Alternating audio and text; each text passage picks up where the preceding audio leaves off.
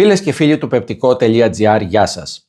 Στο βίντεο αυτό θα σας πω για ένα νέο φυσικό μόριο, το οποίο μέχρι πρόσφατα το βλέπαμε σε πειραματικές μελέτες και πλέον υπάρχει τυχεοποιημένη κλινική μελέτη διάρκειας 1 έτους που δείχνει ότι μπορεί να βελτιώσει τα ηπατικά ένζημα, το μεταβολικό προφίλ, ακόμη και δείκτες που σχετίζονται με την είνωση του ύπατος.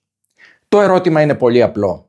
Μιλάμε για ένα σκεύασμα που έχει πραγματική θέση στη λιπώδη νόσο του ύπατος ή για ένα ακόμη συμπλήρωμα που απλά υπόσχεται πολλά? Για να απαντήσουμε σε αυτό το ερώτημα πρέπει πρώτα να καταλάβουμε σε τι νόσο αναφερόμαστε. Η λιπώδης νόσος του ύπατος ή, όπως λέγεται πλέον, μεταβολικά σχετιζόμενη στεατωτική νόσος του ύπατος δεν είναι απλά η παρουσία λίπους στο σηκώτη. Είναι μια μεταβολική διαταραχή που σχετίζεται στενά με την αντίσταση στην ινσουλίνη, την παχυσαρκία, το ζαχαρόδι διαβήτη και τις διαταραχές των λιπιδίων. Και το πιο σημαντικό είναι ότι δεν μένει σταθερή. Σε ένα ποσοστό των ασθενών εξελίσσεται σε φλεγμονή, αυτό που λέμε στεατοϊπατίτιδα, και στη συνέχεια μπορεί να προχωρήσει σε είνωση, δηλαδή σε ουλοποίηση του ύπατος. Και εδώ είναι το σημείο που πρέπει να κρατήσει ο κάθε ασθενής. Δεν μας ανησυχεί τόσο το λίπος στο σηκώτη, όσο η είνωση. Η είνωση είναι αυτή που καθορίζει τον κίνδυνο για εξέλιξη στην κύρωση του ύπατος, για τις επιπλοκές, καθώς και για την μακροχρόνια πρόγνωση. Το πρόβλημα είναι ότι παρότι η νόσος είναι εξαιρετικά συχνή, οι θεραπευτικές επιλογές είναι περιορισμένες. Η βάση της αντιμετώπισης παραμένει η απώλεια βάρους, η φυσική άσκηση και η ρύθμιση του ζαχάρου και των λιπιδίων. Αυτά δουλεύουν, αλλά δεν είναι εύκολα πάντα στην εφαρμογή και δεν πετυχαίνουν όλοι οι ασθενείς τους στόχους τους. Γράψτε μας στα σχόλια αν θέλετε, αν αντιμετωπίζετε πρόβλημα με λίπος στο σηκώτη και πώς το αντιμετωπίζετε. Είναι εύκολο να ακολουθείτε μια ειδική δίαιτα υποθερμιδική απώλειας βάρους, καθώς και να ασκήσετε σε καθημερινή βάση?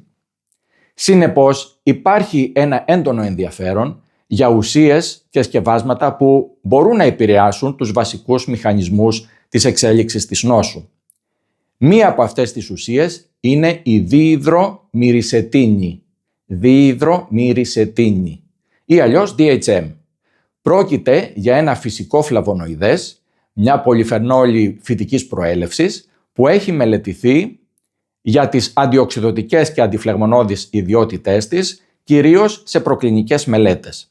Σε πειραματικά μοντέλα φαίνεται ότι μειώνει το οξυδωτικό στρες, βελτιώνει την αντίσταση στην ινσουλίνη και επηρεάζει τη συσσόρευση λίπους στο σηκώτη.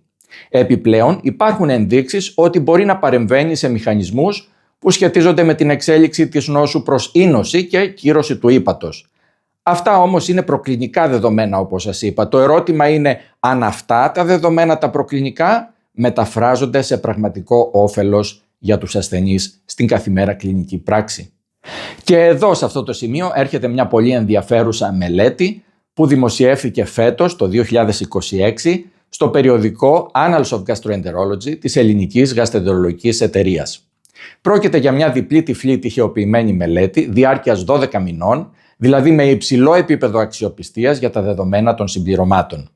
Στη μελέτη αυτή συμμετείχαν ασθενείς με λιπώδη νόσο του ύπατος και χωρίστηκαν σε δύο ομάδες. Η μία ομάδα έλαβε το συμπλήρωμα που περιείχε διϊδρομυρισετίνη και η άλλη ομάδα ένα πλασίμπο, χωρίς να γνωρίζουν ούτε οι ασθενείς ούτε οι γιατροί ποιος παίρνει τι. Είναι σημαντικό να αναφέρουμε πρώτα απ' όλα τη σύσταση του σκευάσματος, το οποίο διαθέτει ευρωπαϊκή πατέντα, γιατί εδώ υπάρχει κάτι πολύ ενδιαφέρον. Κάθε δυσκείο περιέχει 150 mg διϊδρομυρισετίνης μαζί με 80 mg βιταμίνης E, 12 mg βιταμίνης Ε και 82,5 mg χολίνης.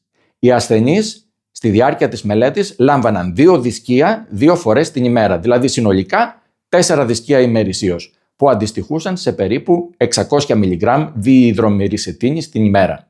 Η διάρκεια της αγωγής, όπως είπαμε, ήταν 12 μήνες, κάτι που είναι πολύ σημαντικό γιατί μας δίνει εικόνα όχι μόνο για την βραχυπρόθεσμη αλλά και για τη μεσοπρόθεσμη επίδραση του φαρμάκου. Τα αποτελέσματα ήταν ενδιαφέροντα. Παρατηρήθηκε μείωση των ηπατικών ενζύμων, συγκεκριμένα της τρανσαμινάσης που είναι ειδική για το σηκώτη και λέγεται SGPT, την ξέρετε όλοι, είναι μια απλή βιοχημική εξέταση, καθώς και του ενζύμου γάμα-GT.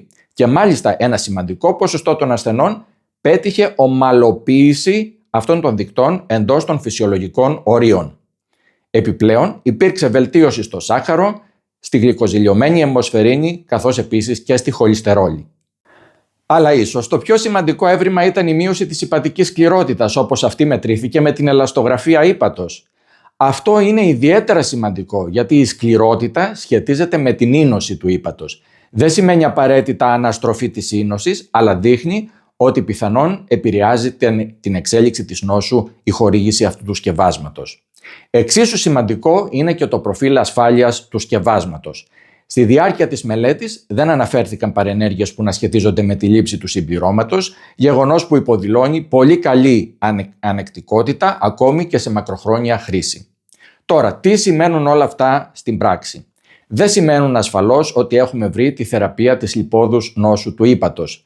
Επίσης δεν σημαίνει ότι κάποιος μπορεί να αγνοήσει τη διατροφή και τη σωματική άσκηση και να βασιστεί σε ένα συμπλήρωμα, γιατί αυτό θα ήταν λάθος. Σημαίνει όμως ότι υπάρχει μια ουσία που φαίνεται ότι επηρεάζει βασικούς παθοφυσιολογικούς μηχανισμούς της νόσου. Δηλαδή δεν είναι κάτι άλλο απλά για το σηκώτη, αλλά είναι μια παρέμβαση που στοχεύει στην αντίσταση στην ινσουλίνη, στο οξυδωτικό στρες και πιθανώς και στη διαδικασία της είνωσης του ύπατος. Άρα, σε έναν ασθενή με λιπόδη νόσο του ύπατος, ιδιαίτερα όταν συνυπάρχουν μεταβολικοί παράγοντες κινδύνου, μια τέτοια προσέγγιση μπορεί να έχει ρόλο ως ένα συμπληρωματικό εργαλείο. Το κλειδί είναι η σωστή προσέγγιση.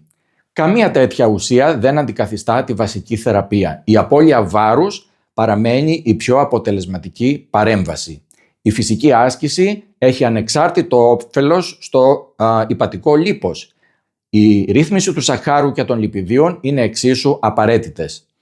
Αυτό που φαίνεται να προσφέρει αυτή η κατηγορία συμπληρωμάτων είναι μία επιπλέον βοήθεια, ιδιαίτερα σε ασθενείς που φαίνεται ότι δεν πετυχαίνουν εύκολα τους στόχους τους ή που έχουν πιο ενεργή νόσο.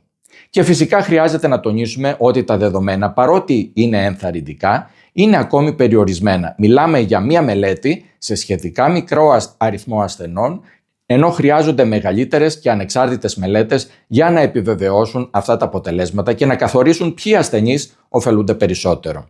Συνοψίζοντας, μιλάμε για μια ενδιαφέρουσα και πολλά υποσχόμενη φυσική θεραπεία με καλή ασφάλεια και ενδείξεις αποτελεσματικότητας, αλλά όχι για λύση που αντικαθιστά τη βασική θεραπεία, δηλαδή την απώλεια βάρους και τη φυσική σωματική άσκηση.